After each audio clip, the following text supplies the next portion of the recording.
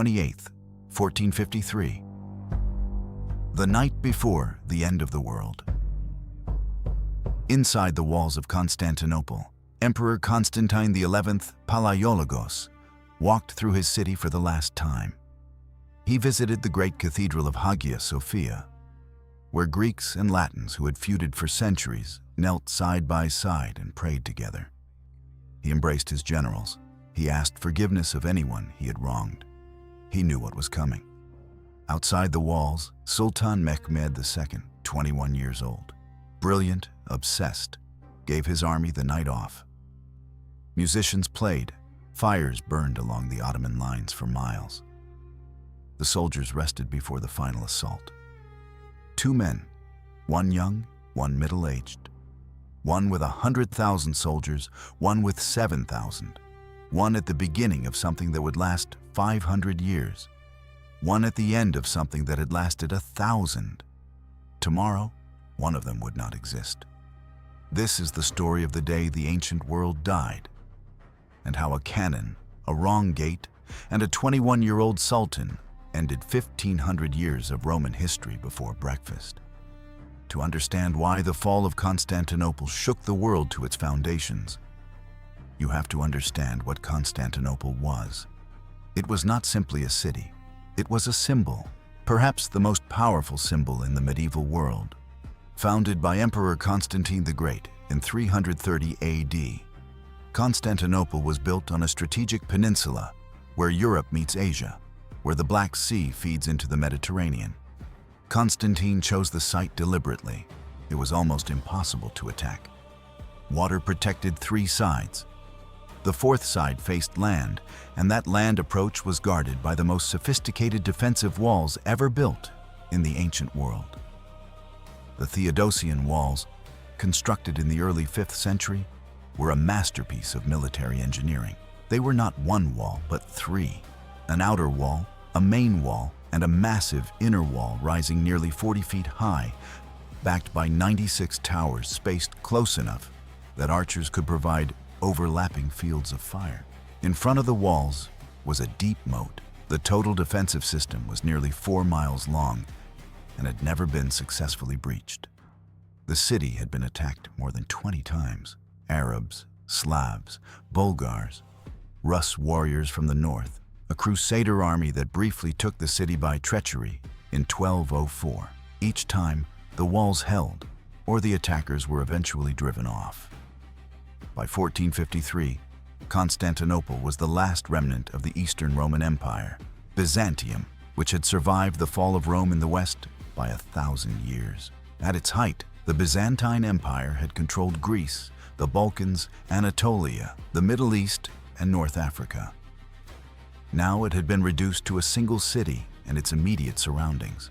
The population had fallen from perhaps 400,000 at its peak to somewhere around 50,000. Large sections of the city within the walls were empty. Abandoned houses, overgrown fields, ruined buildings that had never been repaired after earlier sieges. Emperor Constantine XI ruled over this ghost of greatness. He had perhaps 7,000 soldiers, Greeks, Genoese merchants who had volunteered their services, and a handful of other Western volunteers to defend 14 miles of walls. The odds were not simply unfavorable. They were, by any rational calculation, impossible. Mehmed II had been thinking about Constantinople since he was a child. He had grown up hearing about it. The Ottoman sultans had been circling the city for decades. His great-grandfather had besieged it. His grandfather had besieged it. His father had besieged it. All had failed. Constantinople had become a symbol of Ottoman frustration as much as Byzantine endurance. When Mehmed became sultan for the second time in 1451, he immediately began preparing for what he had decided would be the definitive campaign. He was organized, he was methodical, and he was willing to invest enormous resources in a single idea. The idea was the cannon. Medieval cannons existed, but they were small, unreliable, and generally ineffective against serious fortifications. What Mehmed needed was something categorically different, a weapon capable of destroying walls that had stood for 1,000 years. He found his man in a Hungarian engineer named Orban, who had first offered his services to the Byzantine Emperor. Constantine could not pay him. Mehmed could, and did, generously. Orban built a cannon that contemporaries described with something approaching horror. The Basilica Cannon, or the Great Bombard, was over 26 feet long. It fired stone balls weighing over 1,200 pounds. The sound of its firing could be heard from miles away. The shock wave of its impact cracked the ground around the target. Moving it from where it was cast to the siege lines outside Constantinople required 60 oxen and hundreds of men, and took 2 months. When the first test shot was fired, fish floated to the surface of the Bosphorus a mile away. Mehmed also brought a fleet of over 100 ships to control the waters around the city, cutting off any possibility of relief by sea. And he assembled an army. Estimates range from 80,000 to over 100,000 men, that dwarfed anything the defenders could muster. The siege began on April 6th, 1453. The Basilica cannon fired 7 times a day. Each shot that struck the Theodosian walls sent chunks of masonry the size of houses tumbling into the moat. The defenders worked through the night, filling the gaps with earth, timber, and rubble. Improvised repairs that were never as strong as the original stone, but that held. Day after day, the rhythm continued. The cannon destroyed. The defenders rebuilt. The cannon destroyed again. The Genoese commander Giovanni Giustiniani Longo organized the defense with extraordinary skill, positioning troops precisely where they were needed, personally leading counterattacks, maintaining morale under conditions that would have broken lesser men. Constantine XI fought alongside his soldiers like a common infantryman. Mehmed tried different approaches.